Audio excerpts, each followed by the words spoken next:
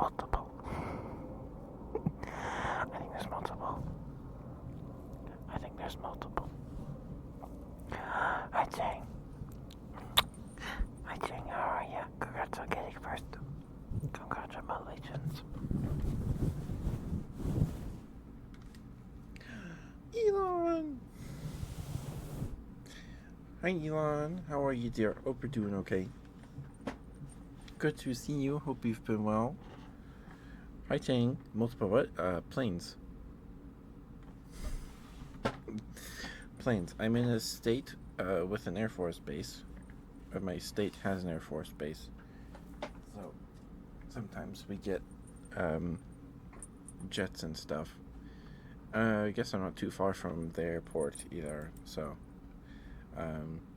sounds like they're doing something. They're doing something.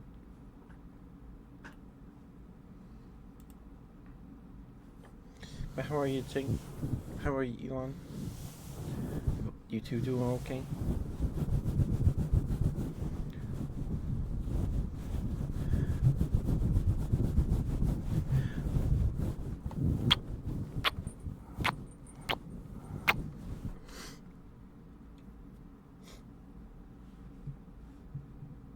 Oh no, I'm sorry to hear that, Elon. I hope you're safe. Hope you stay safe. That's scary here.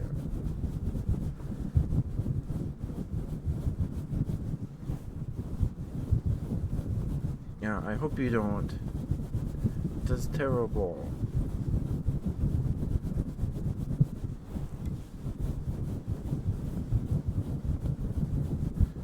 It's crazy. I hope you stay safe. Mwah. Your fire? Is that a good thing? I hope that's a good thing. Or you mean like you're hot, like it's hot outside? I'm sorry. I don't know.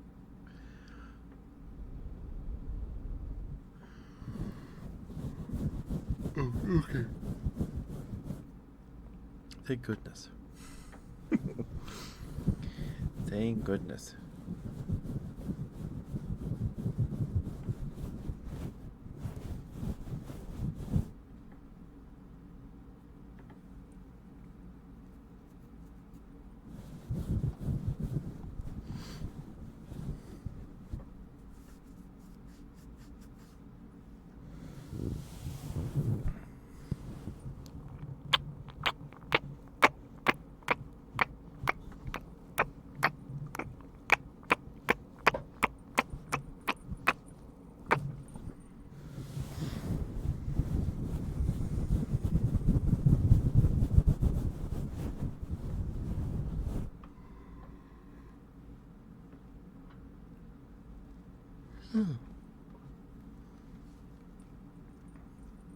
So, we played Death Road to Canada last night, and we made it to Canada. I wasn't expecting to do it first run. Uh, it was close. Granted, it was very close. 3 of our party members died, and River barely made it out of there with 1 hit point left. Yeah, it's important to kite the zombies. You gotta kite the zombies around. It's important.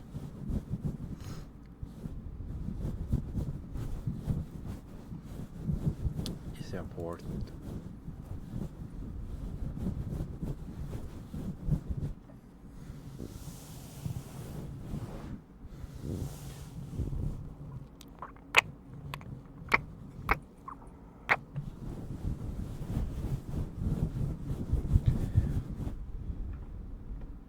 So,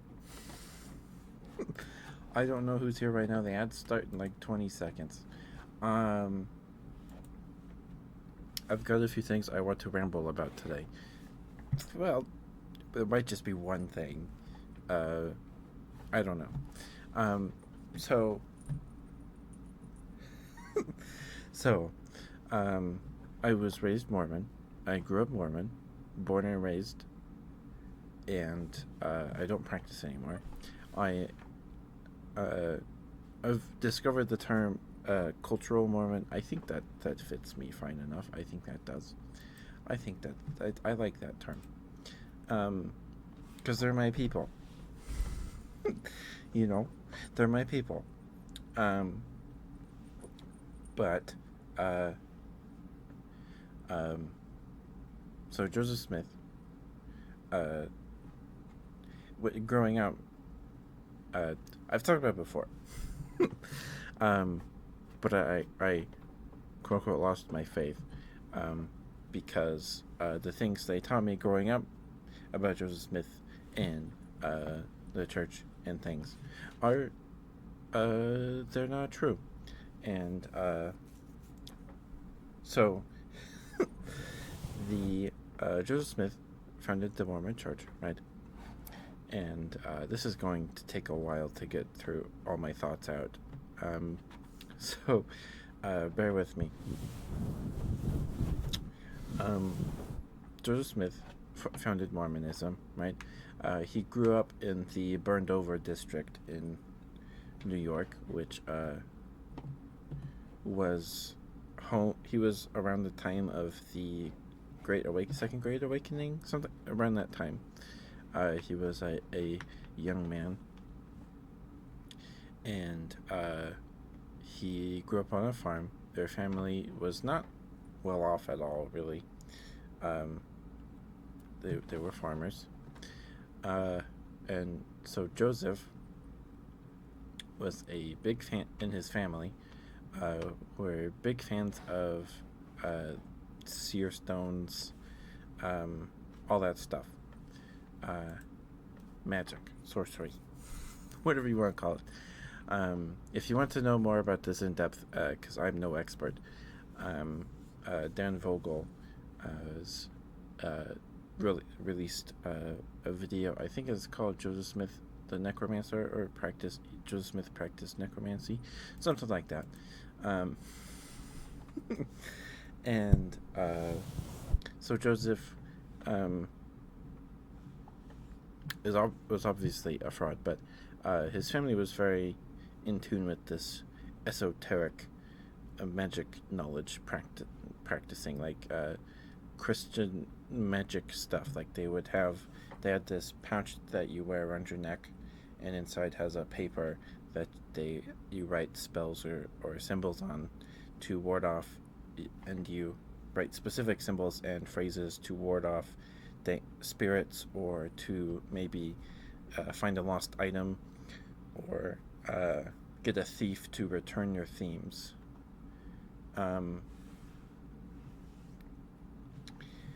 Your things. Did I say themes or things?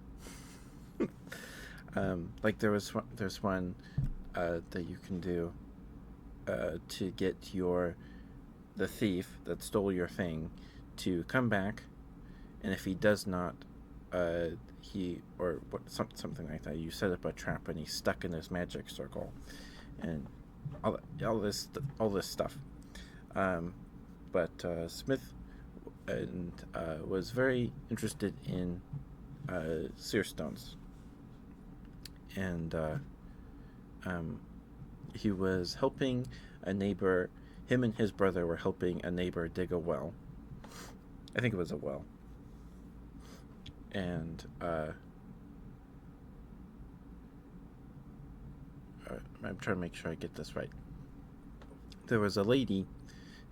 Okay, there was a lady in town that practiced searing with her own lime colored stone, and she taught Joseph the trade, and Joseph borrowed her stone to find his stone.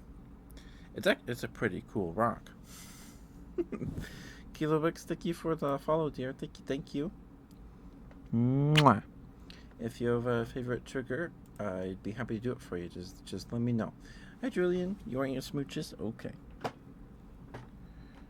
Rock talk. I like rocks.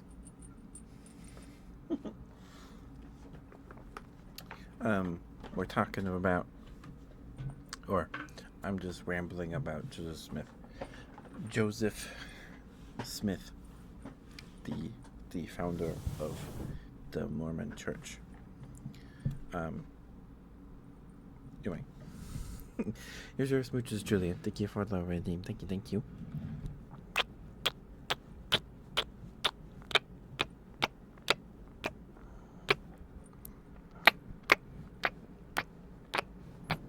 Oh, thank you, Kyla. Is it Kyla?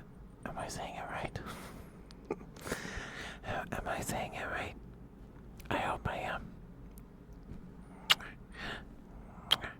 Thank you for the follow. Thank you. I hope you're having a good week. I am okay. Good.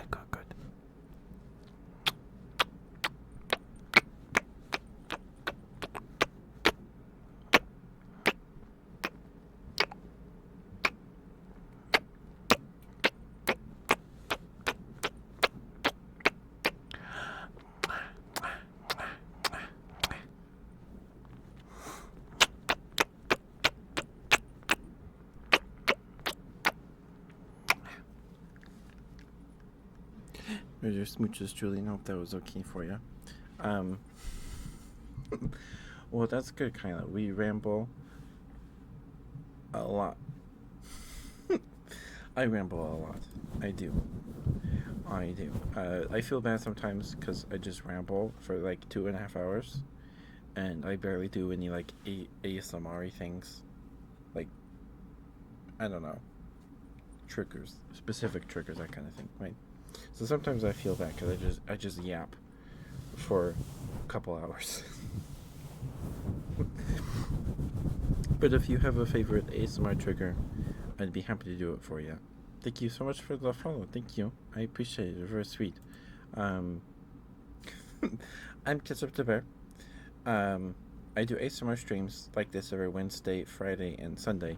Well, this month we're doing a little experiment with trying them on Fridays in addition to Wednesdays and Sundays, just to see what that does for our numbers here. And you love the yapping? Okay, I'll just keep talking then.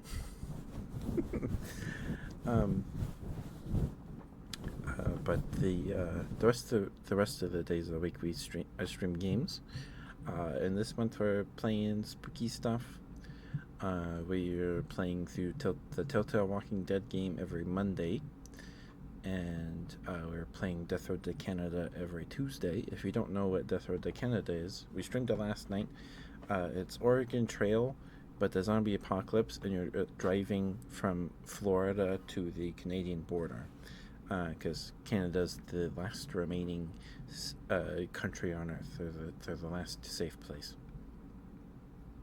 So it's like a 14-day drive to get to, depending on how fast your car is, right?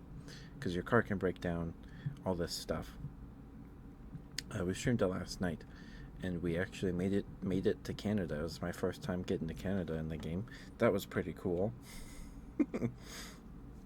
We on the way, we saved a pig on a farm from some zombies. Her name was Ger, and she came with us for a little while. She was not very happy. Her morale stat was really bad, and then there was a bee got in the car while we were driving, and I picked the option for Ger to yell "cool it" at the bee, and Ger oinked something like "cool it," and then the bee flew in her mouth and stung her tongue or something, and she got real upset. And then like the next day she left.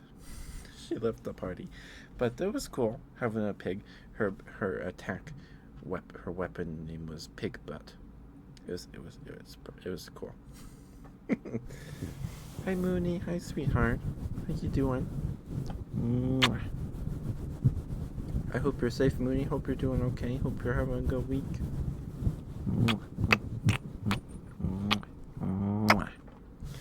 We're just yapping. We're just rambling. You have colics? Oh no. Oh no. That doesn't sound good. Hope you're okay.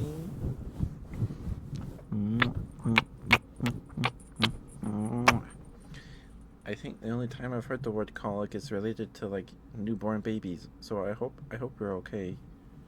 I hope you're okay. That's not good. Like the baby is colic or something, and is it like I can't remember what it means. I can't remember what it means. Um, I'm sorry to hear that, Mooney. I hope you're okay. I hope you feel better.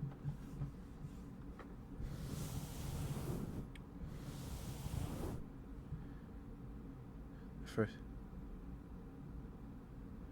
the first day are the worst, but yeah, there's not a so. You're in your days, so did you start a new job? I'm lost now. I'm a little lost now.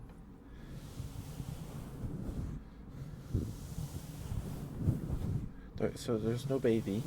So I who has colic? What? This is autocorrect. Autocorrect is pretty mean to Aster. So, um, thank you for the water, Julian. Thank you.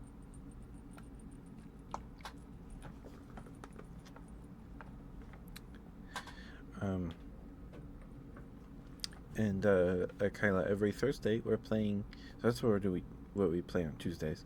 On Thursdays we're playing through Signalis. It's like a Silent Hill anime thing. It's pretty cool. I like it. It's fun. Also spooky. Not that spooky, but we're only like 4 hours into our playthrough. And every Saturday we're playing. We're gonna start Grim Fandango Remastered, which is a point-and-click game, which was developed by the same guys that did Psychonauts.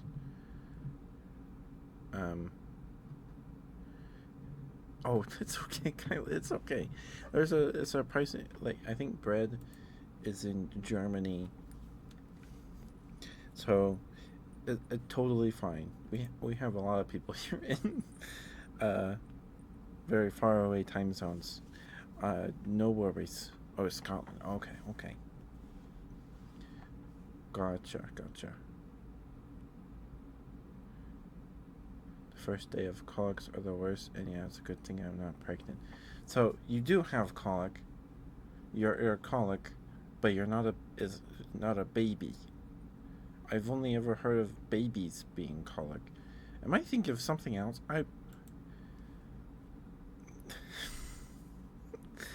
Oh, I'm sorry. I'm confusing myself now.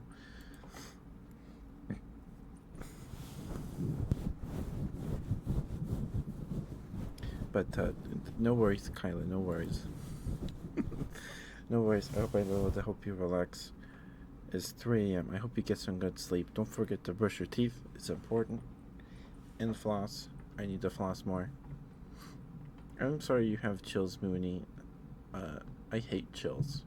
There was a week where, I wasn't like running a fever or anything, but I had really bad chills for like 2 days or a day and a half.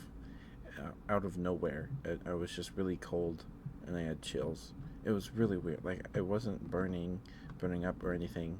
The thermometer said I was fine. It was weird. I don't know what it was. But chills suck.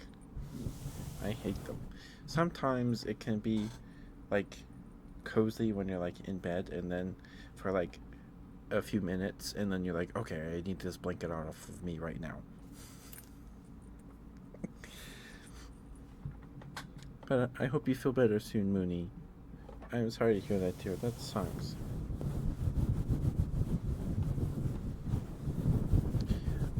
Yeah, Grim Fandango is a point-and-click game made by the same guys that did Psychonauts. I've never played Psychonauts, but I want to play Grim Fandango Remastered. So we're going to start that on Saturday. This Saturday. The body is a wild. It's weird, yeah. It is weird. It is weird. Yeah. My body likes making kidney stones. My body likes making kidney stones. So, and I don't know why. I don't know why. But no worries, Kyla. Please get some good sleeps. Thank you so much for the follow, sweetheart. Thank you. Mwah. Have a good day tomorrow. Hope it's not too rough on you. Get some good sleeps and some sweet dreams. Bye-bye. Good night. Good night.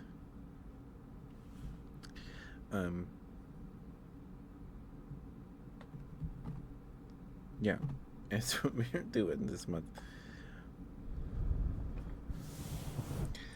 You want a good girl? Okay, Mooney. Oh, okay. I can do that for you.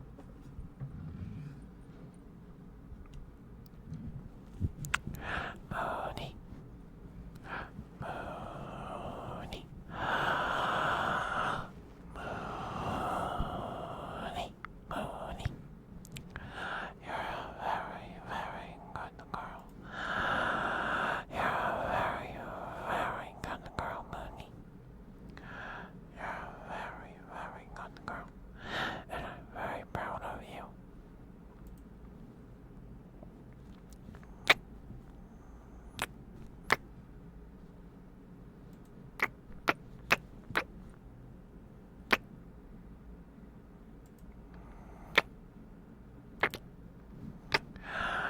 You work very hard, Mooney. Very hard. And I'm very proud of you. I hope you feel better soon. Hope you feel better soon. It's no good. It's no good with feeling sick.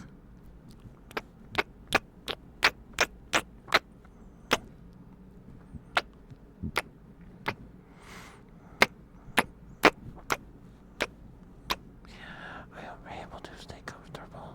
I hope you're able to be comfortable. That sucks. But you're a very good girl.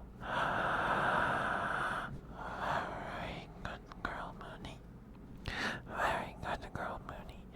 Thank you for being here. Thank you for spending time with me on the streams. Thank you, thank you.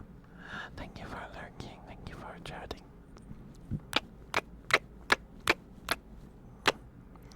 Thank you, thank you. It means a lot. Thank you, thank you.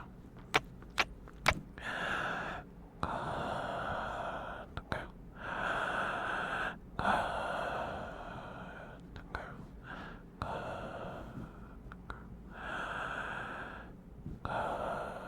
Good girl. Good girl. Good girl, Mooney. Good girl. Good girl.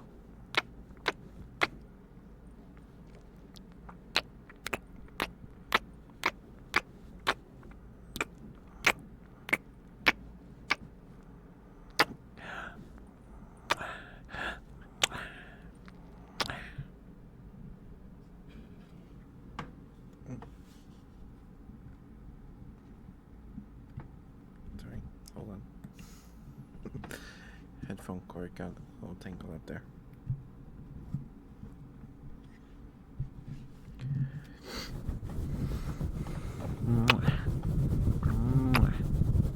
Good girl, Mooney. Good girl. Yes, you are. You are such a good girl. Yes, you are such a good girl.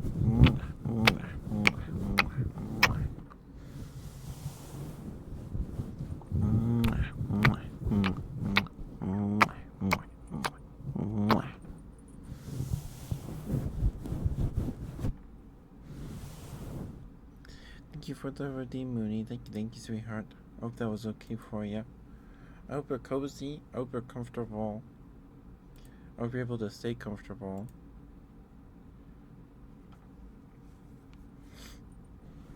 Being sick sucks. It sucks. It sucks.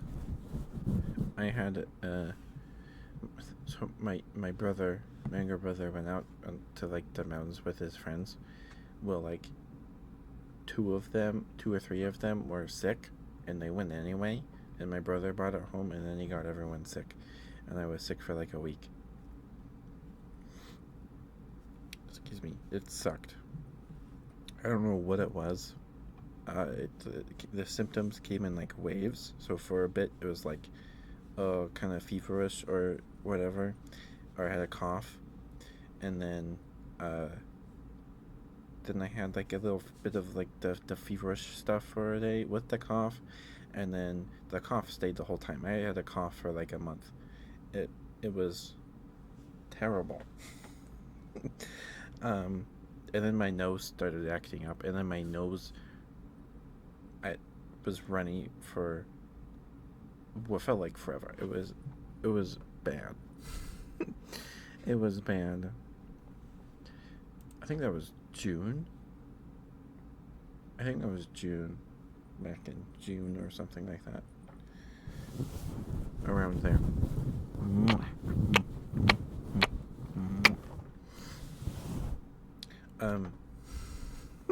But what I was talking about earlier, so I was raised Mormon, born and raised. I'm not practicing anymore, or I don't practice anymore. Whatever you want to call it. And it's all a bunch of hogwash, bunch of bologna sandwiches, right? But a treat. Thank you, Julian. I have sunflower seeds. I think I'm almost maybe. Sorry about that crinkly sound.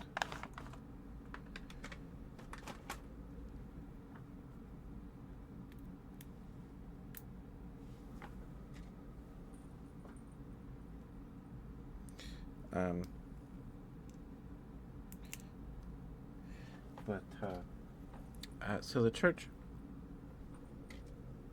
the Mormon Church, the corporation of the Church of Jesus Christ of Latter-day Saints,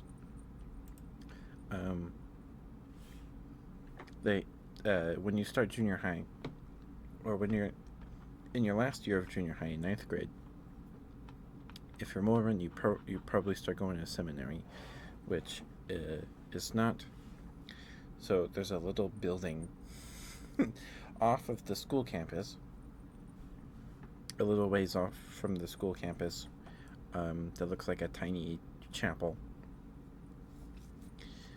And you go there during your release period for a seminary to receive religious instruction, and then you go back into the school and do the rest of your classes after that period's over. And in seminary, that's when they teach you all the weird stuff. That's where they teach you all the weird stuff. So the way seminary works is every year they cycle through the canon book of scriptures, the Mormon Church's canon book of scriptures. So my first year of seminary was 9th grade, and that was the Doctrine and Covenants. And then you would go, after the Doctrine and Covenants year, went into the Old Testament, then the New Testament, then the Book of Mormon, and the Pearl of Great Price. And then I think it was the Book of Mormon and the Pearl of Great Price the same year, and then Doctrine and Covenants had its own year. So it might have been convenient, because the convenient timing, because it was my last year of junior high, so I don't have a lot of memories of it. But the Doctrine and Covenants is like modern Mormon scripture. It's just a bunch of Joseph Smith's quote-unquote revelations up through into the latest entry in the addition to the Doctrine and Covenants is 1978, when the Mormon Church lifted the priesthood ban for black people. So they could receive the priesthood and then go to the temple, which is a whole other can of worms. But there hasn't been a new quote-unquote revelation added to the Doctrine and Covenants in a very long time. But anyway, seminaries where they teach all the weird stuff, like Joseph's polygamy, all that kind of stuff. Except when I went through seminary, this might have been before the gospel topic essays. So Joseph Smith, growing up, I was taught you're taught that I don't know what they teach the little the people growing up Mormon in Sunday school these days, but you're taught that he translated the Book of Mormon, so the golden plates. The golden plates were these thin gold plates engraved with reformed Egyptian, made of like pure gold. So they would have weighed like over 200 pounds if they were real. If they were real, they would have weighed like over 200 pounds. And Joseph translated them, but so Joseph found the gold plates in a stone box, like a box made of stone plates sealed together with concrete, like in a hill under a big rock. And the angel Moroni sent him there. So Joseph, this is the church's narrative that I was taught growing up. Joseph, when he was like 14, this was during like the Second Great Awakening or whatever, and he grew up in the burned over district of New York, which was just full of all these denominations and Christian denominations and different sects of Christianity, and all these whack job preachers just yelling all the time. So it was, and this is like 20-30 years after the Revolutionary War ended. So there was a lot of excitement about all this stuff, right, in the burned over district. And Joseph, this is the church's narrative, Joseph wanted to know which one of these churches he should join, which one of them was true. So and then it's a very quoted scripture. I can't remember. It's like John something.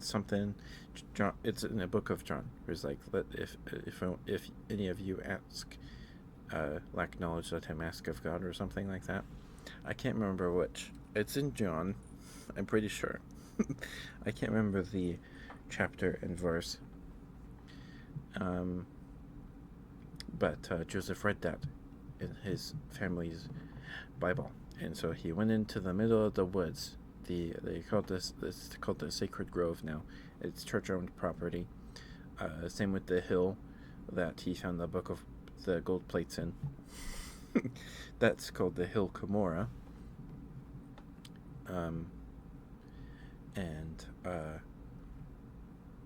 So he reads the scripture. He's like, okay, I should pray and ask which one of these churches I should join. And so he goes into the middle of this grove. He kneels down and he prays. I can't remember exactly what he said. This didn't actually happen, of course, but this is the church's narrative. He kneels down and he prays. He bows his head, asks what church he should join, and this is what I was taught growing up. He kneels down, he prays, which one of these churches should I join? But he's like mid prayer, or before he even starts speaking his prayer, he is seized by Satan. This dark thing comes out behind a tree or whatever, and he can't open his mouth. He can't speak. And then the darkness is banished, and he's able to speak. And then from the heavens descends two figures dressed in these flowing white robes. Their hair is like the most pure white ever, and they have beautiful blue eyes, or something like that. There's a very famous painting out there, and I can't remember what they said, but I should grab my scriptures, but it's God and Jesus, and God's like, this is my only begotten, hear him. And then Jesus is like, hey, none of these churches are true, you're gonna start your own church. And then Joseph passes out or something, just for the sheer magnitude and majesticness of God and Jesus appearing before him. He passes out, or something, or he goes home, and he tries to sleep, and then an angel shows up in the corner of his room, written in Joseph Smith history, or something like that, in my scriptures. Joseph is like, and his robe was open, and but he basically said he had a big pee-pee. This angel had a big pee-pee for some reason, because his robe was open and he could see into his bosom. Joseph could see into this angel's bosom, and this is the angel Moroni, an ancient prophet. And Moroni is like, hey dude, he gives them some instruction, and like, hey, you're gonna go to the Hill Cumorah in 10 years or 5 years, and I'll see you again then.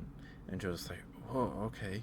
And Moroni leaves, and then like Joseph like lays back down to like sleep, and he like wiggles his butt, whatever, getting comfortable. And then Moroni shows up again, repeats the same thing again, verbatim, leaves. Joseph's like, oh wow, okay. Tries to sleep again. Moroni shows up again a third time, gives him the same instruction. So Joseph is not able to fall asleep. And this is the story I was taught growing up. And so Joseph doesn't get a wink of sleep because Moroni keeps showing up and telling him to do this stuff. So Joseph wakes up. It's morning chores time. The rooster crows or whatever, and his dad's out in the field already, harvesting wheat or something. And Joseph's like, he's like, I gotta tell my dad about this. So he's like running over to the fence, to the gate to go out to the field, and he gets to the gate, and he's like, hey Dad, and he falls over, exhausted, because he was not able to sleep, and he had a visitation by an angel 3 times, and he saw God and Jesus. So he's exhausted, he's wiped out, dude. And his dad's like, Joseph, what's wrong? His dad's name is Joseph too. So Joseph Smith Jr. Joseph's like, hey Dad, I had this dream, or whatever, and I saw God and Jesus, and an angel was telling me to go to this hill. And his dad's like, well, you should go do that, son. And he's like, okay, Dad. So some stuff happens, and he tells some pastors, his pastor, whatever pastor his family goes to Sunday service to see or whatever, right? And he's like, God doesn't show himself to people these days. There's no prophets anymore. Blah blah blah blah blah. Anyway, Joseph goes out to the Hill Cumorah, and Moroni shows him where the plates are, and he gets a big old stick. When I was in class in seminary in 9th grade, my teacher reenacted this, like a dramatic reenaction. He turned all the lights off, he played music over the speakers, he dressed up in this white shirt and vest, and he had like this faux paper mache rock and this big stick. I don't know why he did it. It was kind of cool. But he turns the lights off and he like reenacts it with his dramatic voices narrating, and Joseph gets this big stick because the rock was thin around the edge, and it got thicker towards the center of the rock, like a clamshell, like half of a clamshell, and but half the rock is still buried in the hill. So Joseph gets this big rock and he gets some leverage on it, lifts the rock, and underneath the rock is this nice stone box made with stone plates sealed together with concrete kind of stuff. And he opens the box, and inside are the golden plates, a breastplate, a sword, and the Urim and Thummim, which were like rocks, basically. And Joseph picks up the gold plates and he's like kneeling in front of the box. And he picks up the plates and he turns around and puts them behind him and turns back around to get the other stuff out of the box. And Moroni's like, nope, bad boy, you're supposed to keep your eyes on these all the time. So, too bad. Puts them back in the box. Moroni does, and then this box is sealed, and he's like, "Come back in 5 more years, or come back in 2 more years, on the eve of on this day, in 2 years, and then we'll try again." Okay, dude. And just like, okay. So he does it again, and then eventually he gets the gold plates, and then he starts translating. Anyway, I was taught growing up that Joseph translated the golden plates by wearing the breastplate that's in the box, wearing the Urim and Thummim stone that was like clear stone in like a monocle. There's a very famous drawing of him wearing the breastplate with the Urim and Thummim like a monocle, and he's translating the Reformed Egyptian inscribed on the plates onto paper in English. What really happened, he put a rock in a hat and then put his face in the hat, and then he would just speak, and then he had someone on the other side of a curtain writing down what he was saying. The curtain was there so the person inscribing or just writing could not see the golden plates, because he was the only one that could see the golden plates. If anyone else saw them, God would disintegrate them. That he would smite them for dare laying eyes on the golden plates. But anyway, Joseph would put his seer stone in a hat and recite the translation of the golden plates. He wasn't even looking at the golden plates. The golden plates were like in the corner of the room and under a cloth. Which is what he does in the South Park episode. But I wasn't taught that. I was taught he wore a breastplate with the monocle or whatever. He used the Urim and Thummim to translate. Anyway, Joseph used his seer stone because he was a well-practiced seer. He learned from a lady in his town. He borrowed her lime green stone to look for his own rock, basically. And he finds it when he's helping his neighbor, when he and his younger or older brother are helping his neighbor dig a well. While they're digging, Joseph finds this rock. It's a pretty cool rock, actually. It's like this oval rock, maybe the size of my palm, with it's like a chocolate. The church released images of it a few years ago. Excuse me. It's still in the church's possession. They have the church has this vault of stuff, and they released images of a bunch of artifacts from the Smith family. specifically stuff about seer magic and other stuff. Hi, Maury. Hi, dear.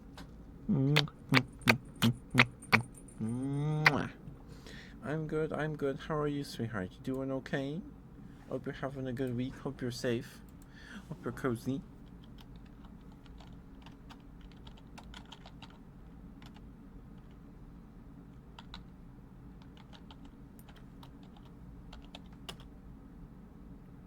I spelled it right. I think. I did. Please go follow Maury. Please, please, please. Maury is a super cute, sweet streamer. Where she does stream. That emote is adorable. The hello. That's so cute. Oh, that's Aya. Hi, Aya. That was weird. Hi, Aya. Hi, Aunt Tato. Hi, sweetheart. How you guys doing? Hope you're doing okay. Sorry. I muted my mic. Because the mute button for this mic is the top of the mic. So sometimes I hit it with my nose. So, sorry about that. Mwah. Do you want fast or slow scratches, Mooney? Would you like fast or slow?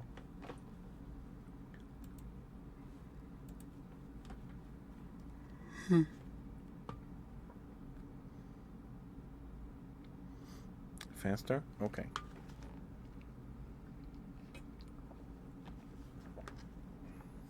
But I hope you're doing okay, Aya and Mooney. And Tonto, sorry. So many pink names. Pink and red names. I'm getting them confused. You went to a Warhammer store today? It was awesome. Nice. Are you getting into Warhammer, Maury?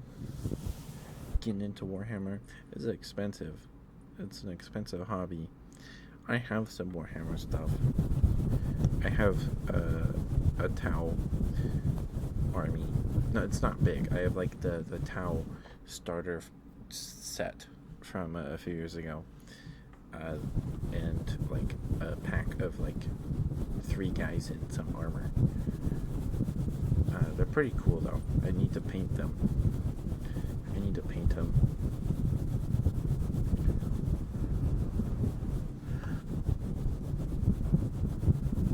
Is this fast enough, Mooney? Is this fast enough?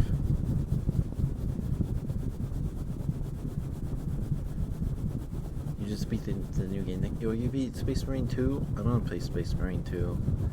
Maybe next month we might play it. Or something like that. So maybe next month. I want to play it. It looks cool. Yes? Okay. Any tips? Dry brushing is pretty nice. Dry brushing helps a lot. I haven't painted minis in a good while. I think the last thing I painted was a cat for D&D. It was like a cat, I think, I painted. I've painted a skeleton, orc guy,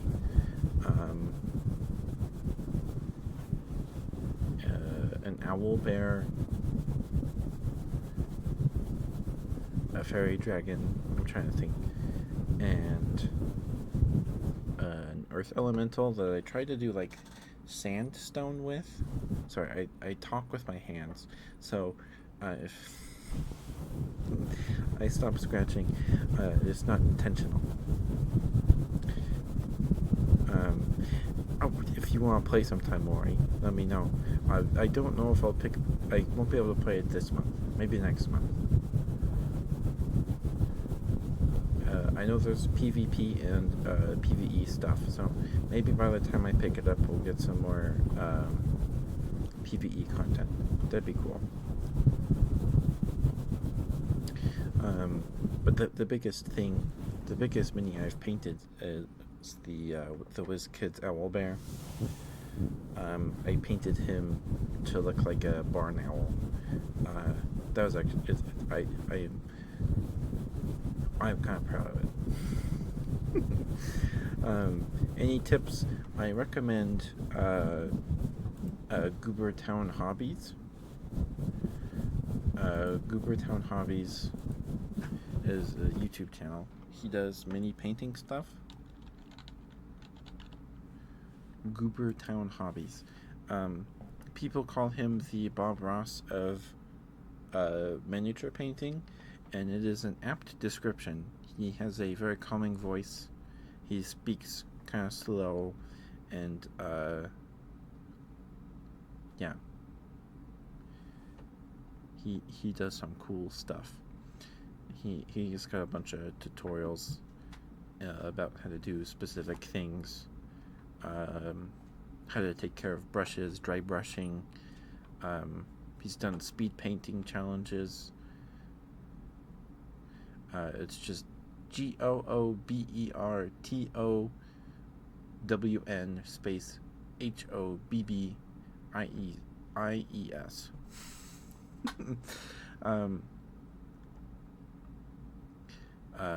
I really like his series where eventually he had such a large pile of shame.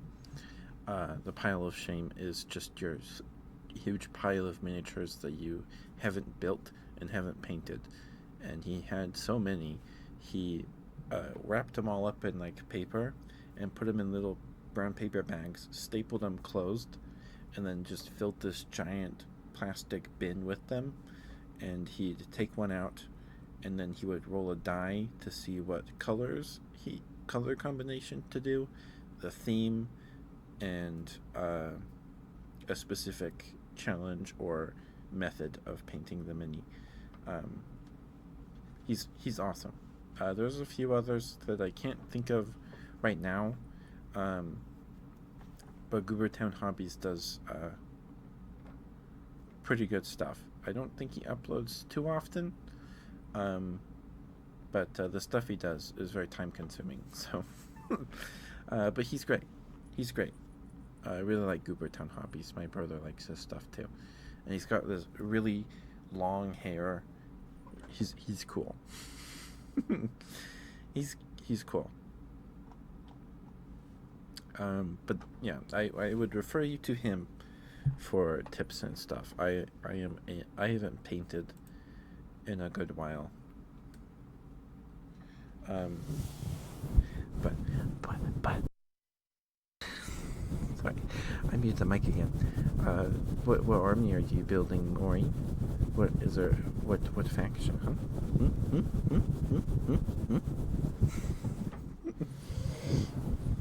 I'm sorry, Mooney. Let me give you a bit more scratches. I got distracted. But yeah, I tried to paint this Earth Elemental miniature from WizKids, like sandstone. But the colors I was working with were already so similar and light, like the browns and the whites and stuff. Like I would give them a wash to fill all the cracks with a darker color, and then I would try to dry brush him, and eventually, like it didn't look like I did anything because the colors were too bright. I probably need to give him like a darker brown, and that'd probably help him immensely because I showed him to my dad. Like, Dad, look at this. I tried to do him sandstone. And it's like, son, it's just one color. Yeah, I know. But I tried to paint him a sandstone rock because I feel like you don't see that very often in Earth Elementals. It's always like grays or browns, not tans. Get to paint a free Space Marine next week at the shop as a demo. Yeah, come up with any of what Legion you should choose. Nice. I forget they do that. They do that little thing. Yeah, that's exciting. I hope you have fun. I hope there's no stinky people. We have a Warhammer miniature card shop. Half. So it's a town over, and they rent 2 buildings next to each other in like a plaza, and one side is like board games, comics, and like Legos, and next door is Warhammer minis, D&D minis, and books, Gundams, uh, and card games, Pokemon, Yu-Gi-Oh, Magic, that stuff. Um, it's pretty cool. It's fun to walk around in there. Uh, I went with my mom on my birthday earlier this year, and I got a board game. I still have to play it. um, it's called Flamecraft. You start a business, and you hire little dragons to help with stuff. So you can make like a bread store, a bakery. That's what it's called, a bakery, or a clothes store, or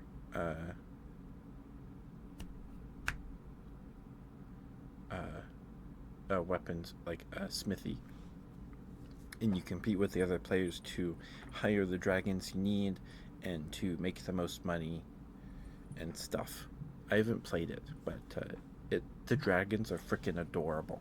That's the only reason. It's really the only reason I bought it. I was standing there looking at it, and I think the store manager walked past me. He's like, "Oh yeah, I like that," and I was like, "Okay, fine, I'll get it, fine," because it's very cute. It's super cute. Again, it's Flamecraft. Um, I haven't played it, so I can't speak to if it's any fun. But aesthetically, it is adorable. It's so cute.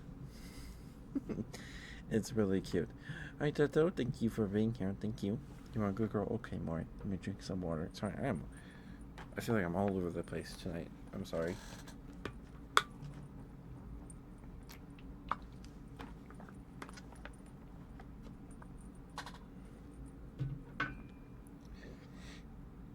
Excuse me. It's so cute. If they had like plushies, or they're perfect for like little vinyl blind bag figures. They're perfect for that. Absolutely perfect for it. I would want so many of them. It would be terrible for my wallet. But they're so cute. They're so cute.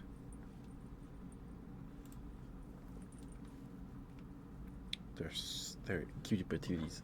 And there's like the regular dragons, and then there's like special ones that give you special stats or help with boost specific other stats. And they have a lot of them are twins, and they'll have like rhyming names or something like that. It's so cute. They're really cute. Anyway, sorry. Good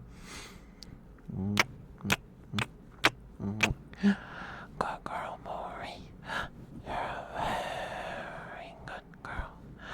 You're a very good girl, Maury. I'm very proud of you. Thank you for being here.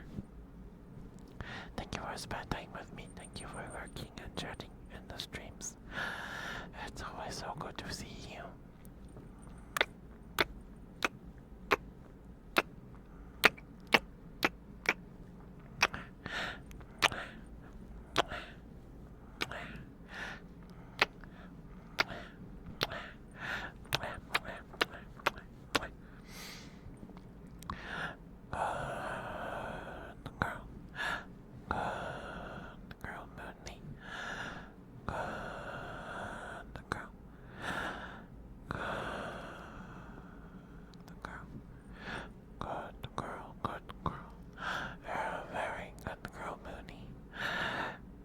Sorry, I'm so sorry. Freudian slip.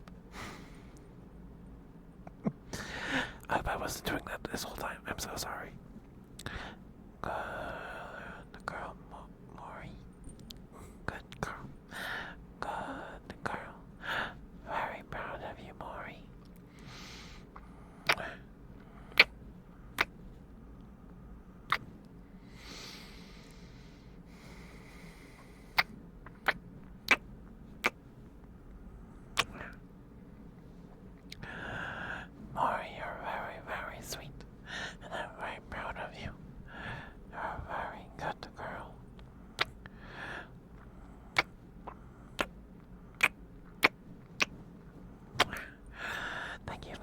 who you are and doing what you do, Maury. I think it makes the world a better place, in my humble opinion.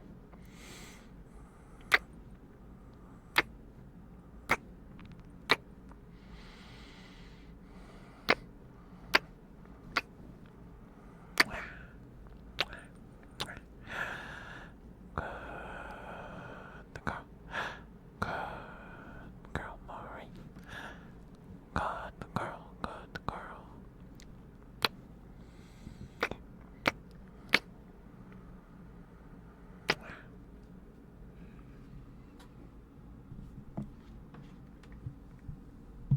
Hi, Floof. Hi, sweetheart. How you doing? Good girl, Maury. Good girl. Yes, you are. Yes, you are such a good girl. Yes, you are. Yes, you are such a good girl. Mwah, mwah, mwah, mwah.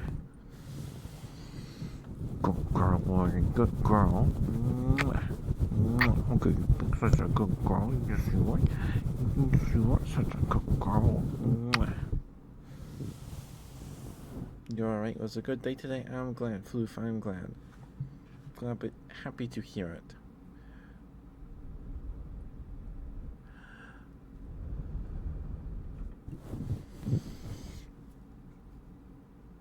Excuse me, sorry. A little burp. Yeah, I hope you enjoy painting, Maury. It's a very, it's a very, it's a, it's a nice calm activity. It's a nice calm activity. I think when I try to paint something, I get too stressed about not messing it up, making sure it looks good. I think I need to just pick it up again. I have a lot of raptors, like Velociraptor figures, that I should probably just pick up and paint and just get back into things. I have a lot of paint. The paint I use is Reaper Bones, just because it's cheap. I started with a Reaper Bones learn how to paint kit that came with a orc, a skeleton, and a knight. I never finished painting the knight, but I painted the skeleton and the orc, because each figure walks you through a few different techniques. So the skeleton, it teaches you washing, washes, and that kind of stuff. And the orc, it kind of teaches you dry brushing with the chainmail on his like loincloth, his chainmail skirt. Because to make chainmail look nice pretty easily, you paint it black and then dry brush it in silver, and the dry brushing highlights the ridges of the chainmail, so you don't have to go through and individually like paint each chain link in the chainmail. It kind of like blew my mind. I was like, oh my goodness. And he has like fur on one of his shoulders, like a wolf pelt. Teaches you layering, that kind of stuff, blending. It's on Amazon. Last I checked, they were like $30. There's probably better learn to paint kits.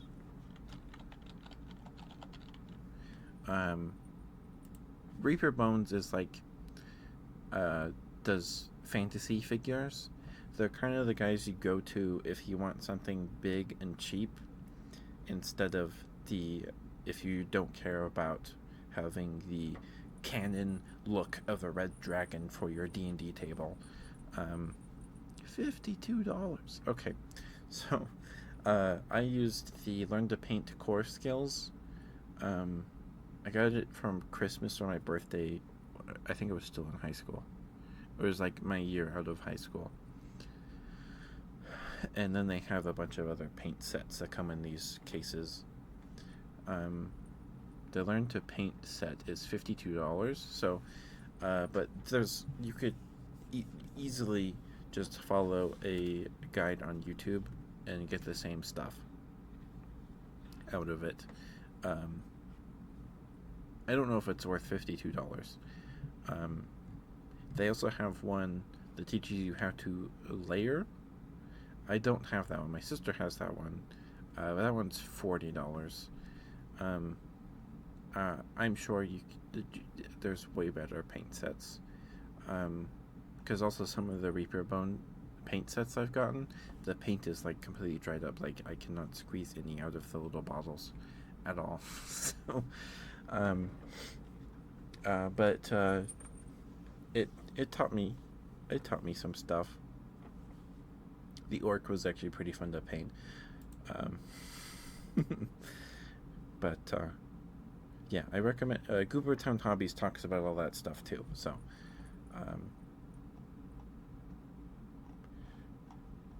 yeah. But I haven't painted in a good while. Sorry about the outbreak. But yeah. Did you eat something yummy today, Floof? I hope you had something yummy to eat. I had hot dogs. I had hot dogs. They're actually pretty yummy hot dogs.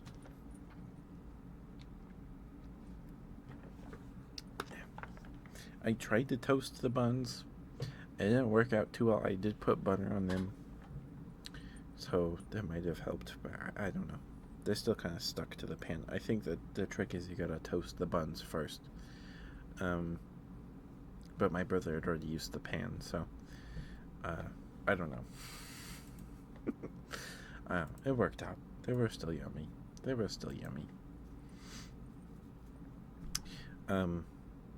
Yeah, the biggest figure I've painted is maybe not even the size of my. Well, it's the WizKids Owl Bear. It's the biggest thing I've painted. I have a lot of miniatures. I have a lot of miniatures. I have a lot. I could do this thing where I put them all in like little paper bags and we just pick one and paint one for a stream. We could do painting streams. We could try doing that in November next month. We could try doing that. We also need to work on the puppet. We need to start the puppet. So next month we can do, because November and December to me are the coziest months of the year. So maybe next month we can do some hand cam crafting stuff. Yeah, the food was okay. I feel that we had Domino's a few days ago, last weekend. It was not great Domino's. It was not great. Even asked for extra sauce on my pizza. If they put extra sauce on that pizza, I don't want to know what the pizza looks like when they don't put extra sauce on it. Excuse me, there's nothing on there. Nothing at all.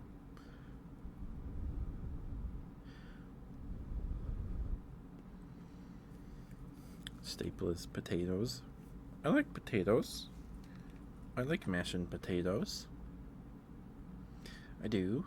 We have this ancient plastic potato masher from Tupperware. And it does the job better than any metal potato masher. It is the best potato masher ever. You mix them with buffalo ranch or barbecue and ranch, but it's not yet a pizza from a new place with garlic and red pepper flakes. Ooh, that sounds yummy. That sounds yummy. But thank you guys for sticking through the ad break. Yeah, I hope you have a good time painting next week, Maury. I hope you have a great time. That sounds like fun. And if you want to play Space Marine 2, maybe next month or December, I don't know. We'll see. I'd be down to play with you, Maury.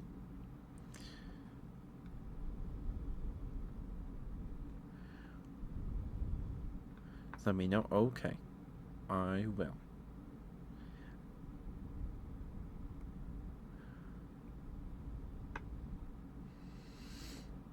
Yeah, definitely check out Goobertown Hobbies. Like, his videos are actually very bingeable. His challenge videos or his random mini painting videos, they're definitely rewatchable. They're almost like Brutal Moose videos where you just binge them. Or he uploads, and then you are like, oh yeah, I love this guy. You watch the new video, and then you just binge all of his older stuff for like a week, and then you forget, and then you move on, and then he uploads again. Then it's a cycle. But yeah, he's got good stuff. He's got good advice, good content, very cozy.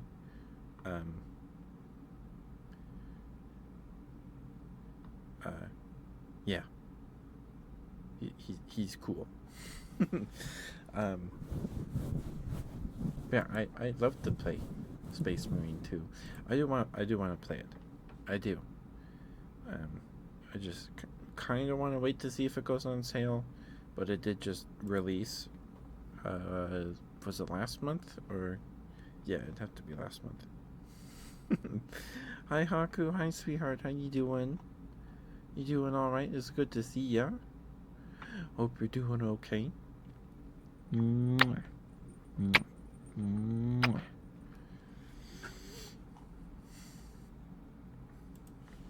Hope you're having a good week.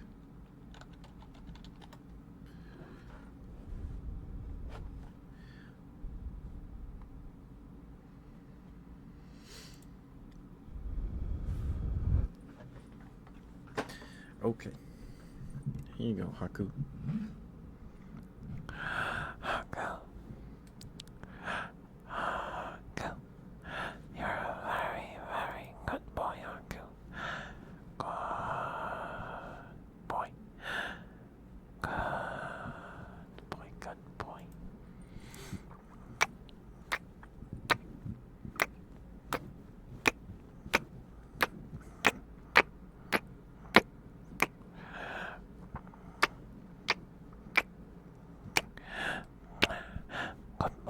Good boy, Haku, good boy. I'm very proud of you, Haku. You work very, very hard. And I'm very proud of you.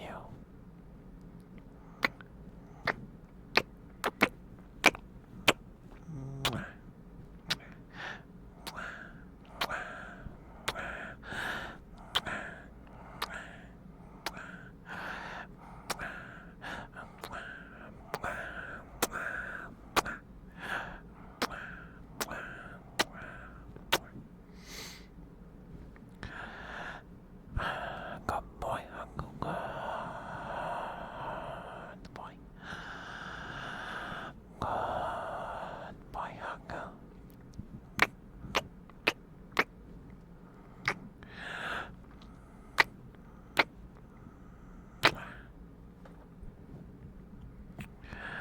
I'm very proud of you, Haku. Thank you for being here, Haku. Thank you for chatting, lurking in the streams. Thank you for spending time with me. It's always good to see you.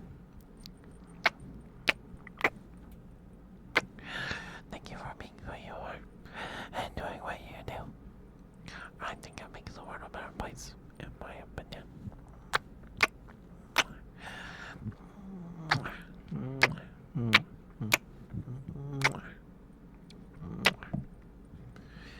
I'm good, Haku. I'm good. Just yapping.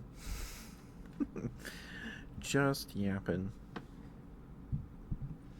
We started the stream yapping about Mormonism and Joseph Smith, and then now we've been talking about painting miniatures for a bit. Good boy, Uncle. Good boy. Good boy. Such a good boy. Yes, you are. Yes, you are such a good boy. Yes, you are. Look at you being such a good boy. Mwah, mwah, mwah. Such a good boy. Such a good boy. Yes, you are. Yes, you are. Mwah, mwah, mwah. I'm proud of you, good boy. Such a good boy. Mwah, mwah, mwah. There you go, Haku. Hope that was okay for you. Thank you for the redeem. Thank you. You're hungry again? I'm kind of hungry again now, too, after talking about food. But you're in bed. You gotta eat a food that doesn't make crumbs. Can't do that. Can't eat a crumb food. Food that makes crumbs.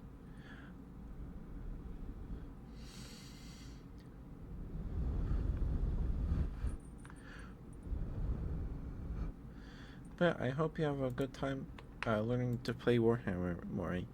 I haven't actually played a game of Warhammer. I've tried to play the version of Warhammer that's smaller squad based combat. I can't remember what it's called. I tried to play with a friend. We kind of grasped it, but also not. So. But I hope you have a good time painting next week. I hope you have a great time painting next week. Let us know how it goes. I want to know how it goes. What you name your little Space Marine guy. All that. I want to know.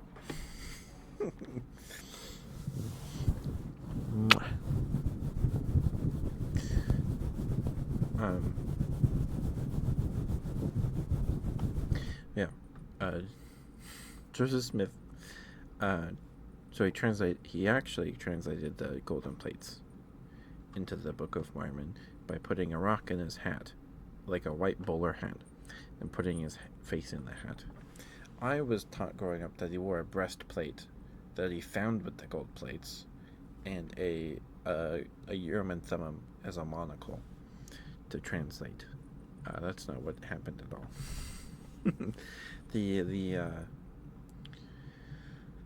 The South Park episode is right. I haven't watched the South Park episode. I've watched reactions to it and breakdowns of it. On the whole, I'd say it's good. I like that they still they call Joseph Smith dumb, all that stuff, right? Dumb, and they call Martin Harris's wife smart, right? But they portray the family that moves in as very kind, right? They still do that. The people are usually very nice people most of the time. There's some grumpy old guys in there too, but they're very kind people. I think they are, in my experience. Living in a neighborhood full, just pretty much with Mormons, and growing up Mormon, they were very kind. I mean, the people in my ward basically helped raise me, so they have a very special place in my heart. But the truth claims of the church and its history are it doesn't look great. It's not true. It's a bunch of hogwash and bologna sandwiches, but the people are nice, and I like that the South Park episode portrays that. I like that. I mean, the South Park guys also did the Book of Mormon musical, or one of them did. I haven't watched that either. I've listened to some of the songs, particularly Spooky Mormon Hell Dream, or Spooky Mormon Hell. I like that song. It's actually I can relate. I can relate. You think those guys are he lists off a bunch of really bad people in history like Genghis Khan and Hitler. It's like, you guys think you're bad. I left my companion alone, and I stole cookie, and I broke Rule 42. I'm way worse than you. something like that. And Jesus shows up. It's like, man, you left your companion alone. This is because they're missionaries. So missionaries are always in a companionship. There's always two missionaries, and you can't let each other out of your sight, except when you're going to the bathroom or in the shower. That's like the only alone time you get. So I haven't watched it, but I guess Brother Price, which is a very Mormon name, Brother Price. I think it's Brother Price. He left his companion alone, and he's always worried about breaking the rule. He stole the cookie from the cookie jar, and Jesus shows up. Man, he's like, "Man, you're a real dick." He's like, "I can't believe Jesus called me a dick." It's good. It's good. Because I can relate to breaking Rule 7. It's Rule 72. It's Rule 72. Because growing up, I just wanted to be a good kid, you know. I wanted to be good. For the most part. I picked on my cousin, but I wanted to be a good kid. And my grandma, this isn't a Mormon thing, but my grandma hated the word stupid and fart. So we were not allowed to say fart because it's a bad word. And stupid is a bad word too, but it's only a bad word when you're calling someone else stupid. You can call a thing stupid, but you can't call a person stupid. Then it's a bad word. This was just the rule at the house growing up when we lived with my grandparents.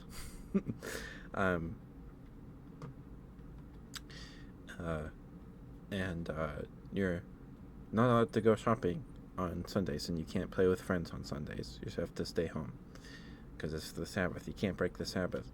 And I remember, it was after we moved out with my grandparents' house, so I was a little older.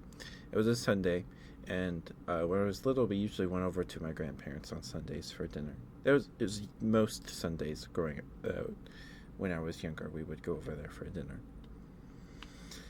or at least to visit and then watch AFV or America's Funniest Home Videos. It was like a ritual on Sundays. We would go over to at least visit into the evening and watch AFV, hosted by Tom Bergeron.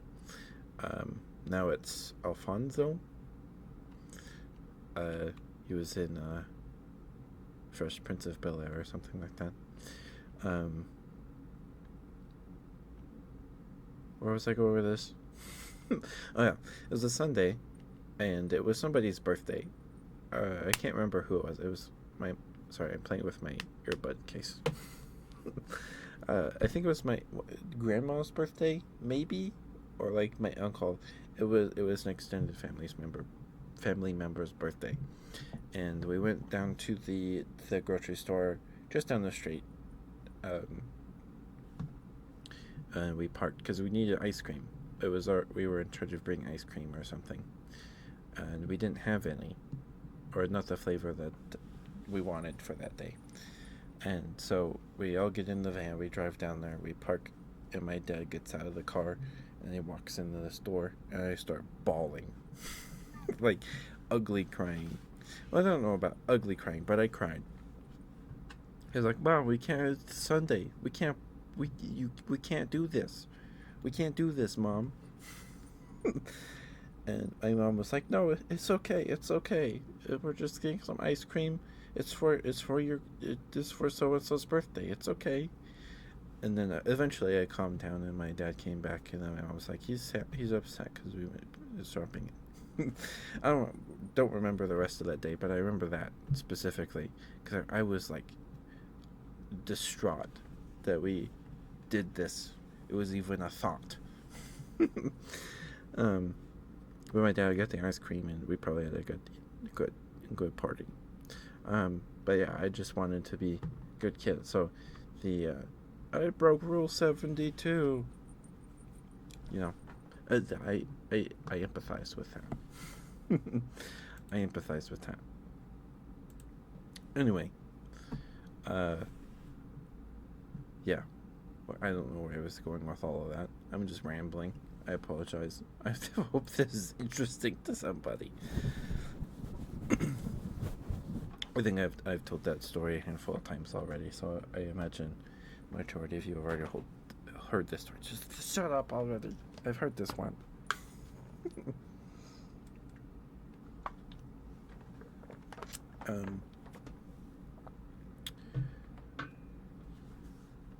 But yeah, so I don't believe in it anymore, right? Obviously, but I did when I was younger, and in like 2020. 2020 was when I woke up. My shelf broke. You don't have faith here? Okay.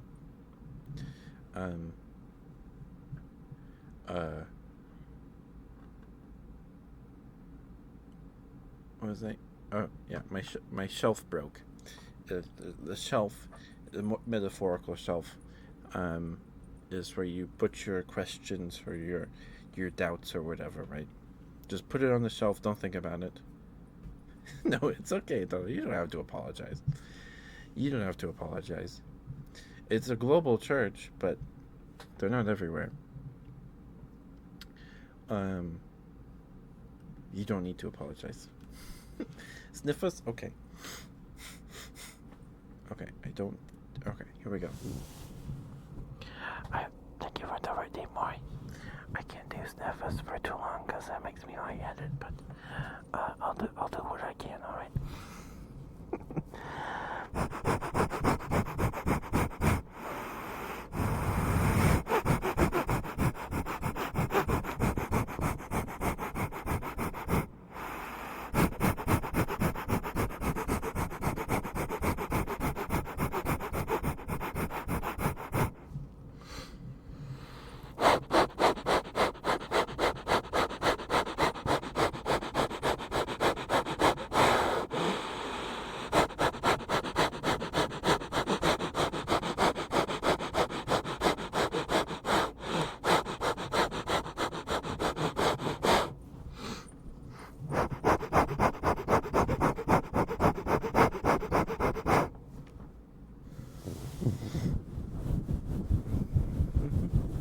There you go. Sorry. That's all I got in the tank right now. I can do some more in a bit.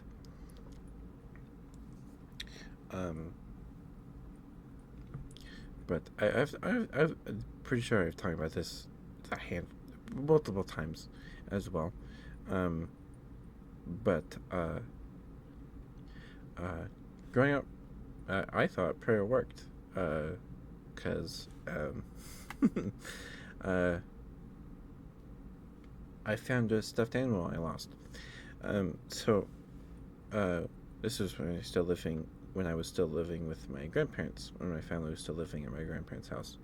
It was me, my parents, and my younger brother, and my grandparents, and my uncle. Because my uncle was still, my uncle was still in high school when I was born. I'm pretty sure. 'Cause he went on his mission when I was 2 or 3. I was still pretty young when he left on this mission. But I have this orange koala beanie baby named Pookie.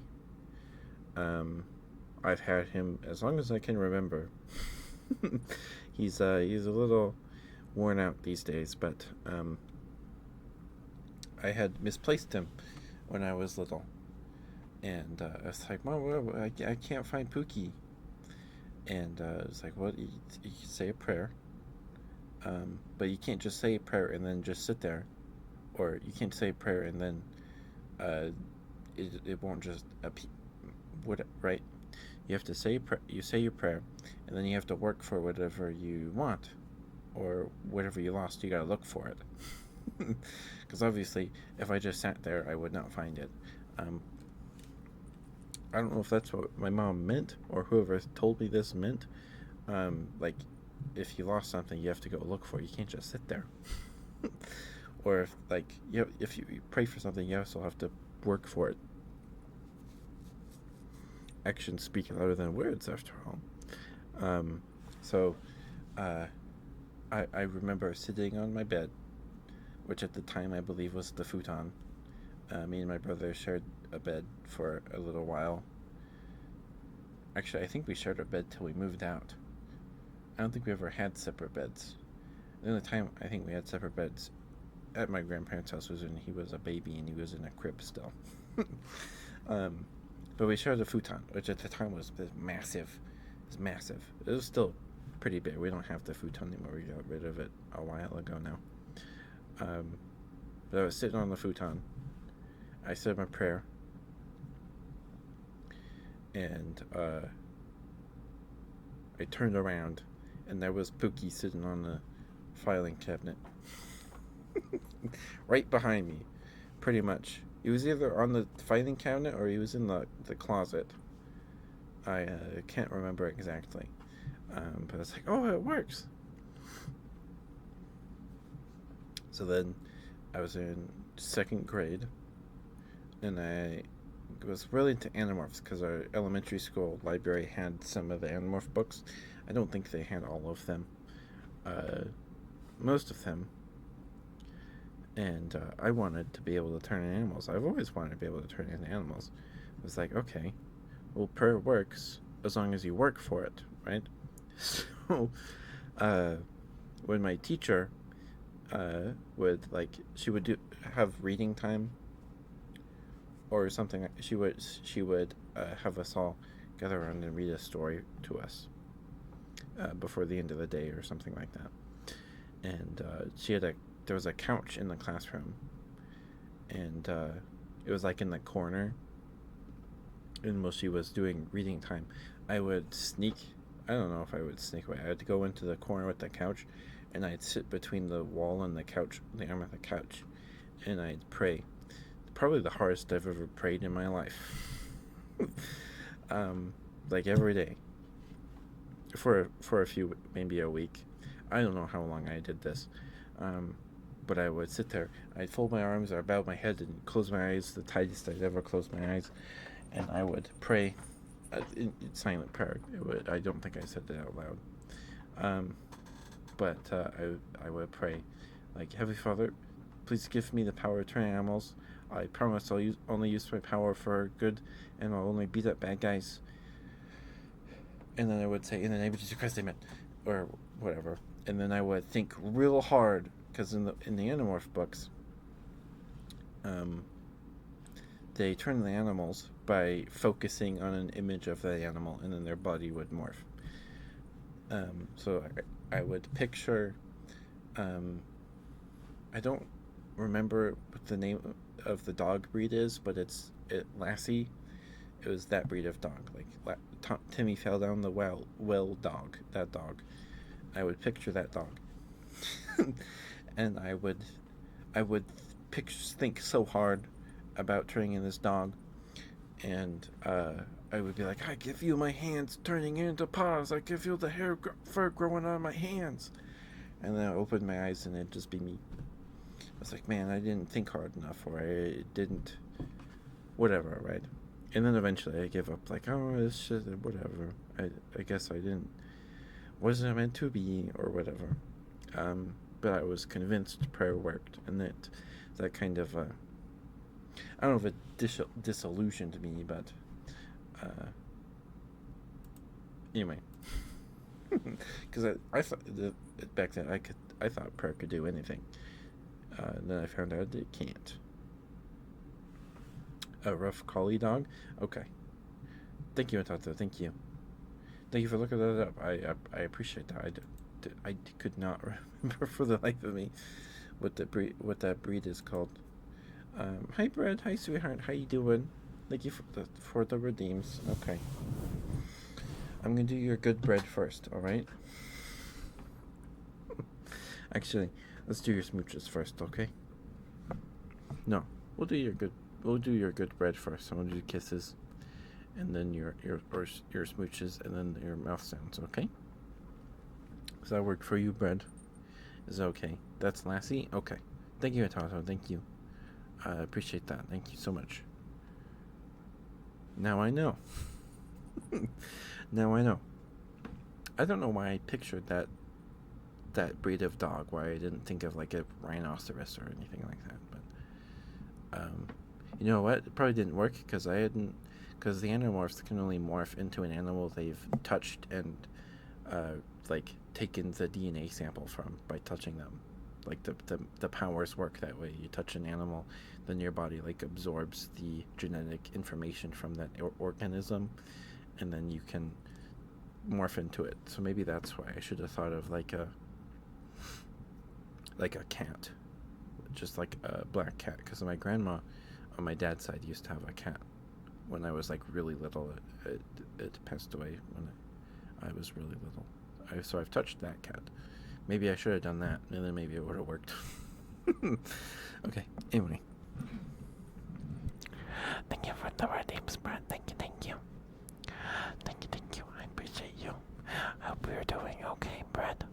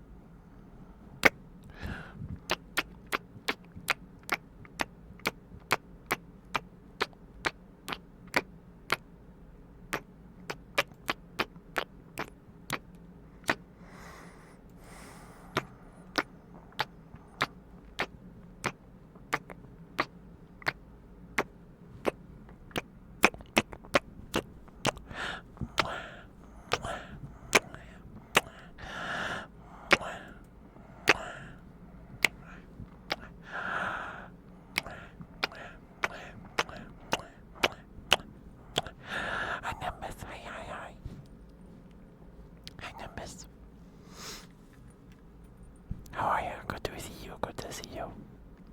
I hope you're doing well.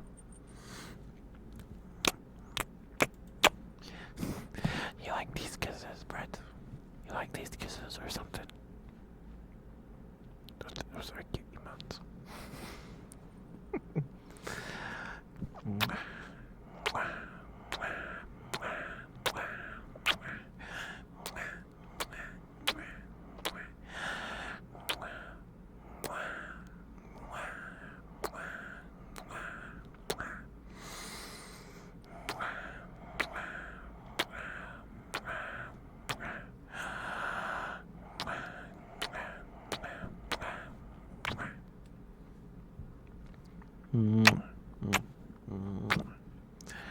Okay. Why did I do your kisses first? I guess I did. Oh well.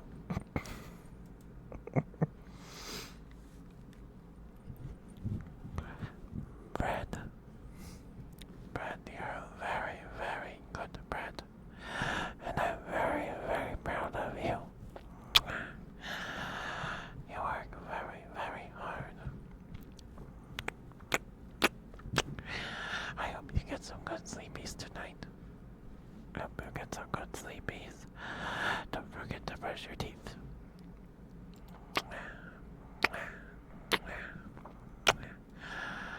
Good.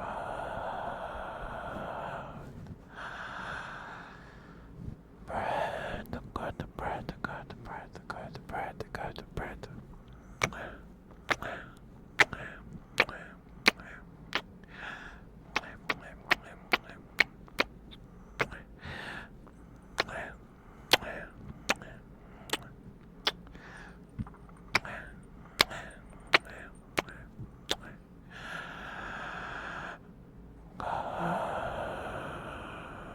Bread.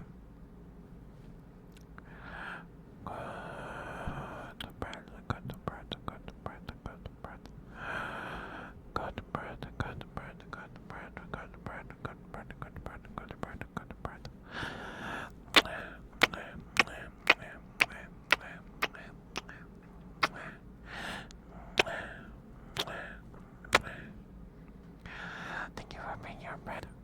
Thank you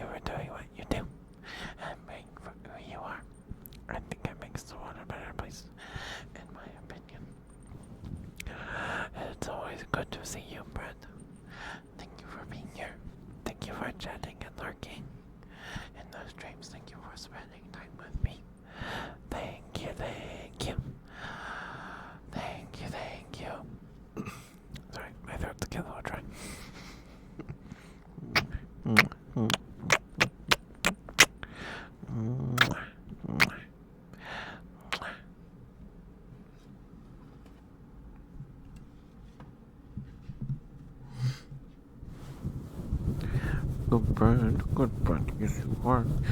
Yes, you are. Such a good bread you are. Yes, you are. Yes, you are. Mwah. Mwah. Yes, you are. Such a good bread.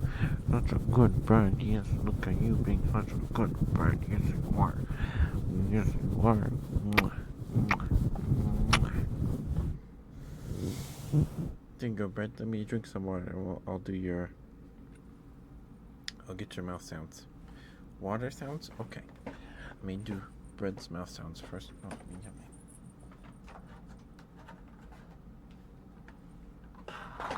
Ice globes. Do you mean my ice globes, Maury? Or I can get a water bottle with a bit of water in it if you prefer that.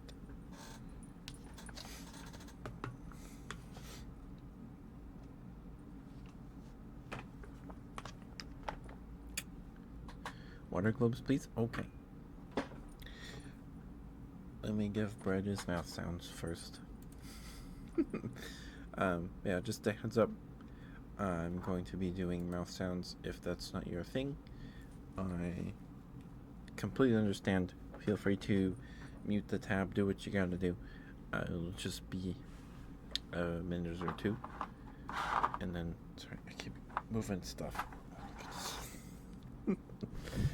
Hi, Esther. Hi, sweetheart. That's a cute emote. Excuse me, sorry. Goodness gracious. Hope you're doing okay, Esther. Good to see you. Hope you're safe. Hope you're cozy. Okay.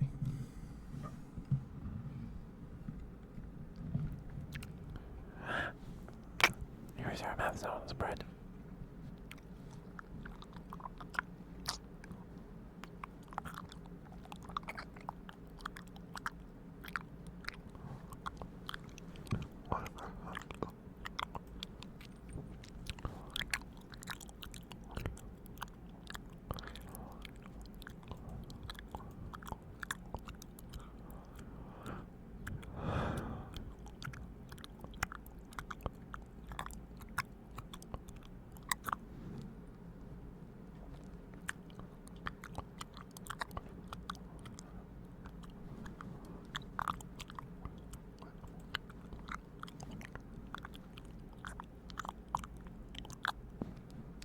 $33. Holy smokes. That's cold. That's cold. Weather's still getting in the 70s into the 80s still over here, so we're not quite there yet, probably into November. We'll probably start getting those temperatures into November, probably. Over here, it doesn't start getting like really cold till like the last week of October, or like Halloween. So.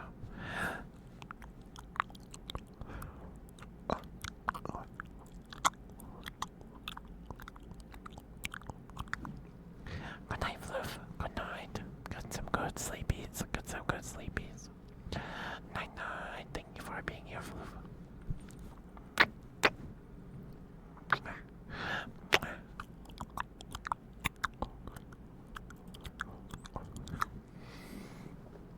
These mouth sounds work for you, Brett? Are they mouthy soundy enough for you?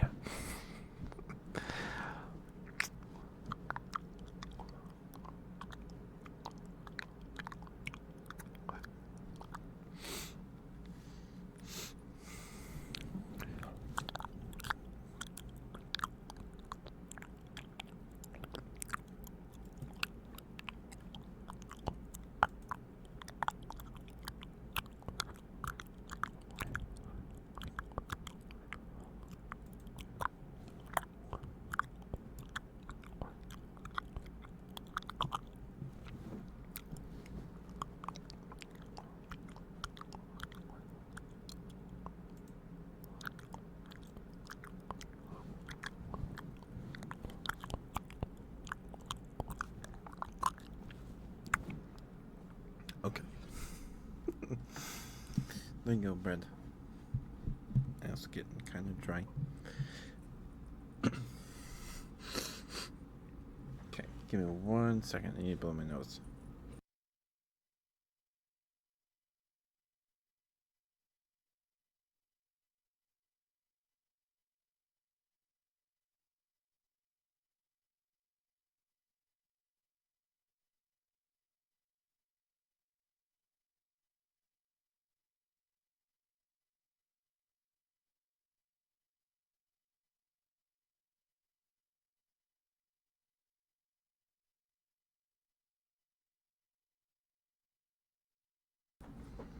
Wings, I hear that, Aster.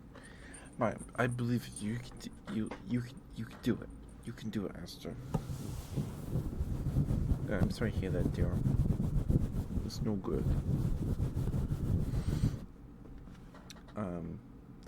So, blah, blah.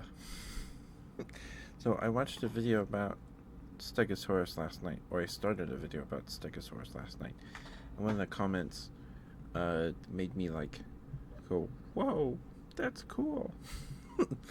So, the T-Rex is further removed from Stegosaurus in time than we are from the T-Rex, which is crazy. Which is nuts. That's crazy. It's like 80 million years between Stegosaurus and T-Rex, and it's like 65, 68 between us and T-Rex, which is just mind-blowing. How much time that is. That's crazy. That's crazy. I'm gonna get worse the shorter days get. Yeah, the sun is setting sooner. I think last week was the last sunset after 7 p.m. or after 8, something like that. Okay, Maury. I'll do the ice globes just like my uncle texted me. I need to. I need to respond. He sends me paleo art he finds on his Facebook feed that he likes. He sent me two. This one is Patagonia. 2 million years ago. He also sends me the description under the image. Patagonia, 2 million years ago. 2 terror birds try in vain to penetrate the defenses. Whoops, I think I'm sending my uncle. No, I was okay. Anyway, almost sent my uncle a voice message. Patagonia, 2 million years ago. 2 terror birds try in vain to penetrate the defenses of the giant armadillo Doedicurus. Each one of these dinosaurs could have stood more than 2 meters tall, weighed around as much as an ostrich, and was equipped with sharp talons and enormous hooked beak. But the 1,400 kilogram Doedicurus was entirely covered in armor, save for its face and belly, and could swing its clubbed tail at perhaps 40 kilometers an hour, although it wasn't really capable of aiming precisely. Artwork by Jamie Chirinos. So yeah, there's a Doedicurus. Doedicurus are the green things in Ice Age that look like turtles with the spiky tails. They're not actually turtles. Then there's what looks like a charcoal pen and charcoal painting or drawing of a Culindrodromeus. Culindrodromeus. I think charcoal art is very cool. I really like it, especially when they use the white charcoal to highlight stuff. It looks so clean on the gray paper. Oh my goodness.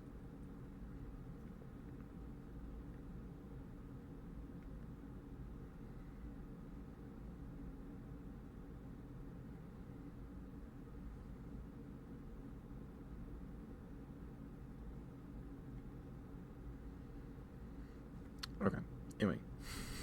Sorry, boy. I am all over the place tonight. I apologize.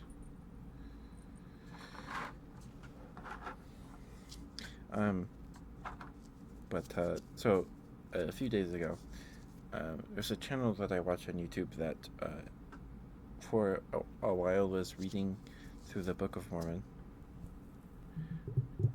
because this particular creator had never read it before. He does like science videos. He has this series on why Noah's Ark never happened. It's very good stuff. His videos are good. I'm pretty sure he's a trained paleontologist, I think. But his family's Mormon, but he was baptized into the Mormon Church, but he never was forced to go to church for some reason. I don't know. But he was reading through the Book of Mormon with Bryce Blakenagel. Bryce does the Naked Mormonism podcast and the Glassbox podcast.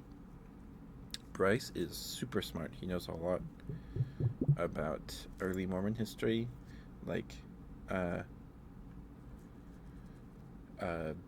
Missouri to Nauvoo, like up to Joseph's death. He hasn't really studied the Utah era, which is a whole other can of worms too. But 2 months before Joseph Smith wasn't assassinated in Carthage jail, and he was in jail for treason, high treason against the state of Missouri. He gave his last sermon was 2 months before he was assassinated. It's called the King. Let me find it. Let me find it real quick.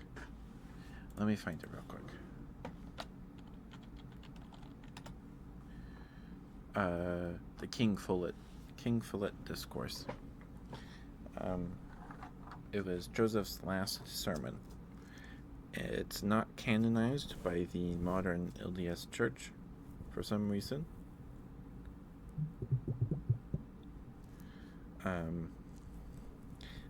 Even though it's very important foundationally to a lot of Mormon esoteric theology, like the deeper stuff, the weirder stuff, like Joseph talks about the origin of God and stuff like that, and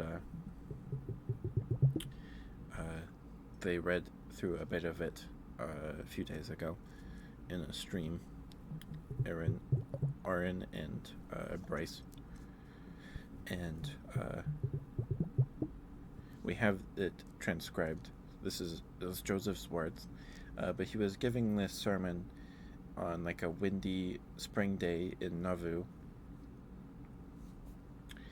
just yelling, because they didn't have microphones back then, to a crowd of like 1,000, 2,000 people. And he talks about the creation and God's nature. You can find it online somewhere. The King Follett Discourse. Follett is spelled Follett. I kind of want to read the thing myself. But he talks about the creation, God's origin, what God is. Basically, it's information pretty similar to the stuff in the Book of Abraham or the Book of Moses, where Joseph basically retells the creation, the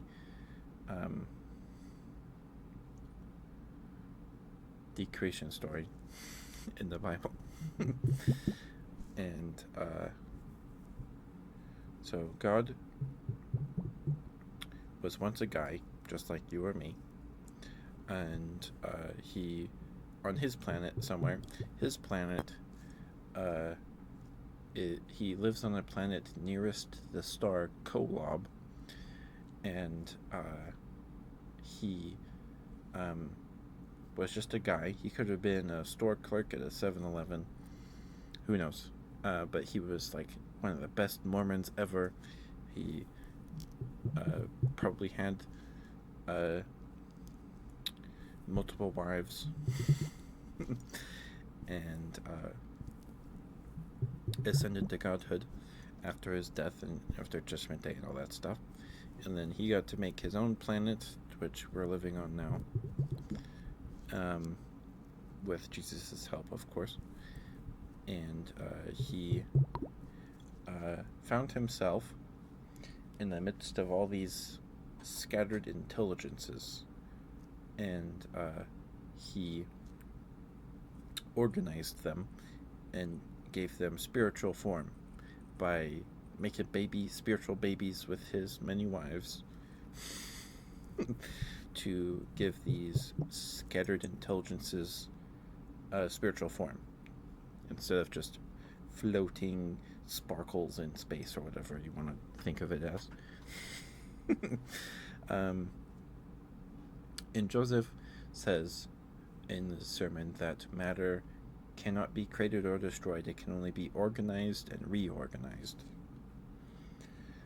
So God didn't create anything. He just organized matter into the shape of the earth and the sun and the stars and everything that lives on this planet.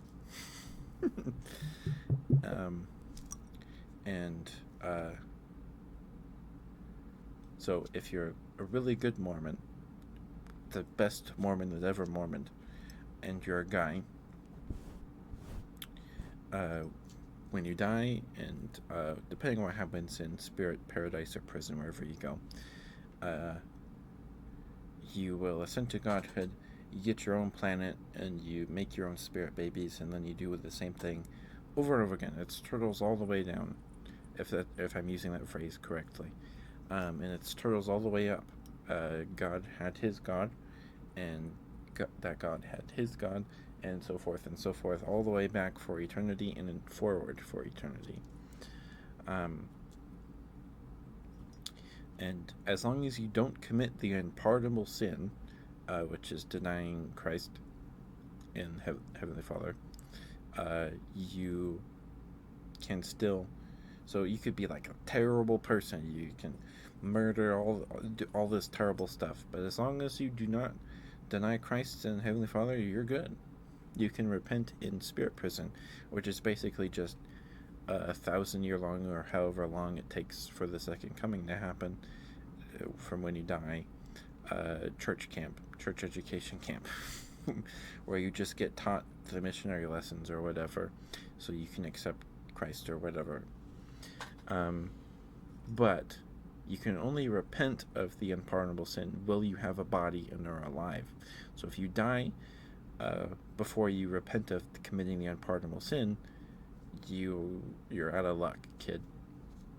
But if that happens, you go to outer darkness, where your body is, your spirit energy or whatever, is reconstituted, is dispersed to be organized later into another spirit body. So basically, a roundabout. It's not exactly reincarnation, but it is pretty much reincarnation. Sorry, I'm just rambling. Sorry, Maury. Here's more bloop bloop bloops. But that is total. Like, Mormons do not believe in reincarnation, in the sense that you're reborn as another person. They believe in resurrection, but not reincarnation. But Joseph definitely did, which is probably why this sermon is not canonized scripture in the modern Mormon church, because it talks about stuff like this, and it's really weird stuff, but it's very important stuff. Excuse me. It's very important stuff to Mormon theology. But I had never heard of it till 3 days ago, and it's fascinating. It's fascinating because at the time this sermon was not thought of as too important. It was recorded by 3 or 4 people sitting in attendance, and they wrote down all the important stuff that could be expanded out on later in writing.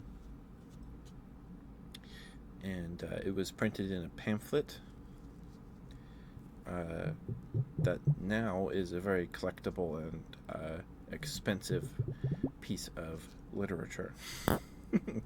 Hi, Chang. Thank you for the stretch and water. And thank you for the follow, Retro Saturn. Thank you. Mwah. If you have a favorite ASMR trigger, let me know. I'd be happy to do it for you. I'd be happy to do it for you. Thank you so much for the follow, Retro Saturn. I am Ketchup. I am a teddy bear. I do ASMR like this every Wednesday, Friday, and Sunday. I hope you enjoy your stay. Thank you for the follow, dear. Thank you. Mwah. Hi, Ching. Thank you for the readings. Let me stretch here. Everybody stretch.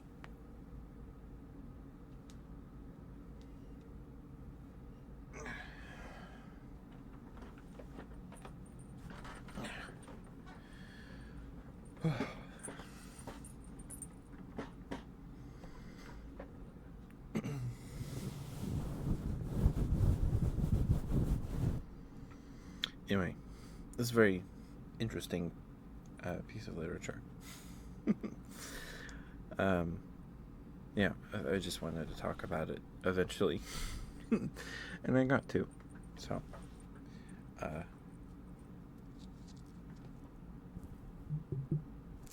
yeah.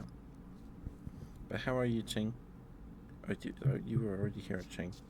But thank you for the ratings. Thank you.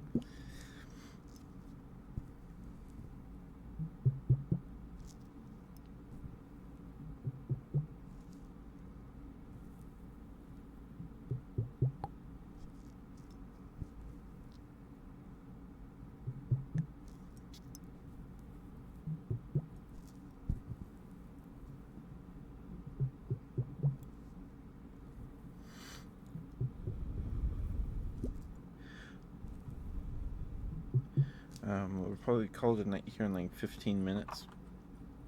So if there's any redeems you haven't gotten in yet, please do so soon.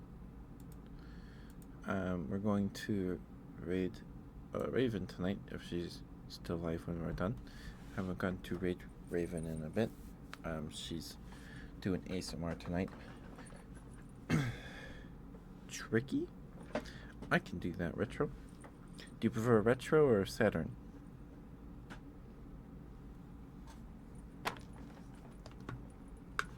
Just want to make sure.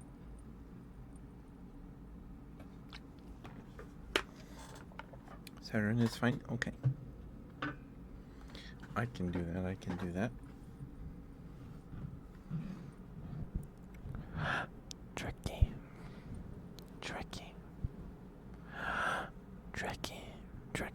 Tricky. I think that's the first time someone asked me to do tricky. Usually people around here ask for a coconut or cookie. Tricky. Sometimes watermelon. Tricky.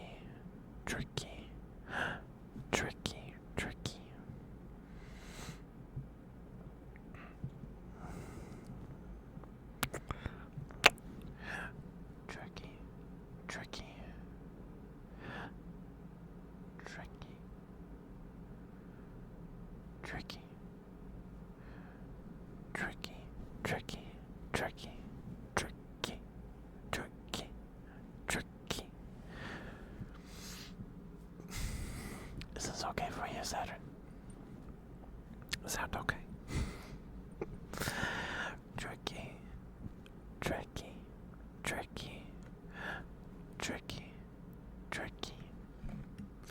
Okay, that's good. Tricky. Tricky.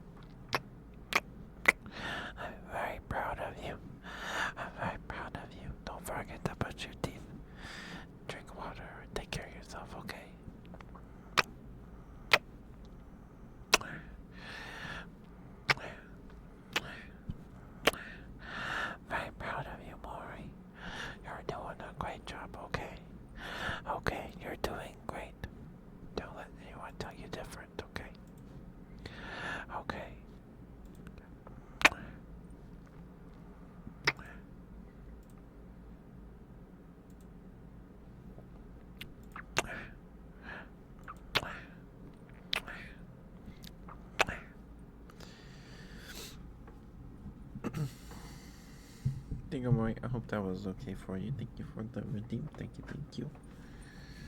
Well, I feel like I was all over the place today. I hope some of what I was talking about made sense. I hope some of what I was rambling about made sense to somebody.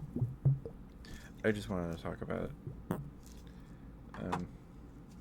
Because I find it the King Follett discourse sermon very interesting.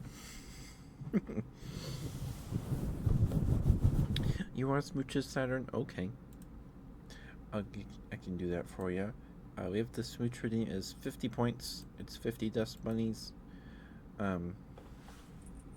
It's only one per person per stream. If you would like more smooches afterwards, feel free to use the trigger request redeem, or you can just ask. That's fine too. But here you go.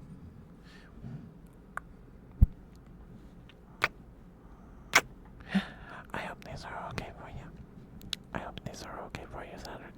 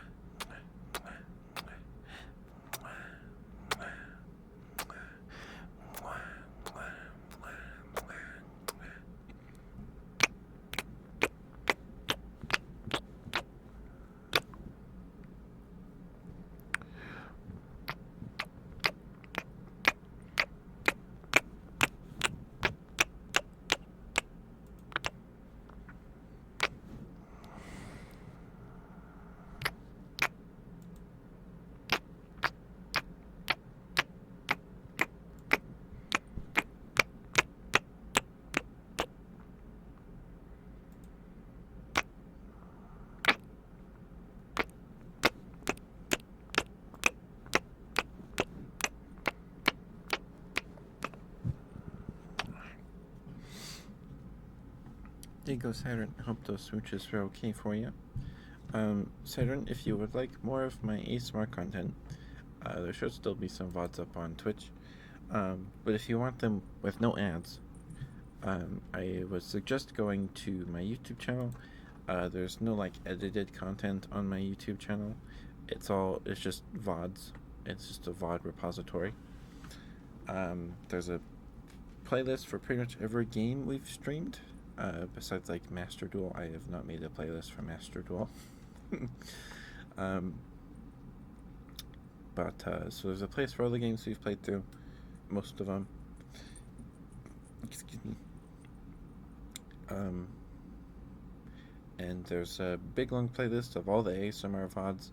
There's a couple pre-recorded videos in there. I did one for Christmas Eve, and some other ones for rewards for meeting goals and things like that.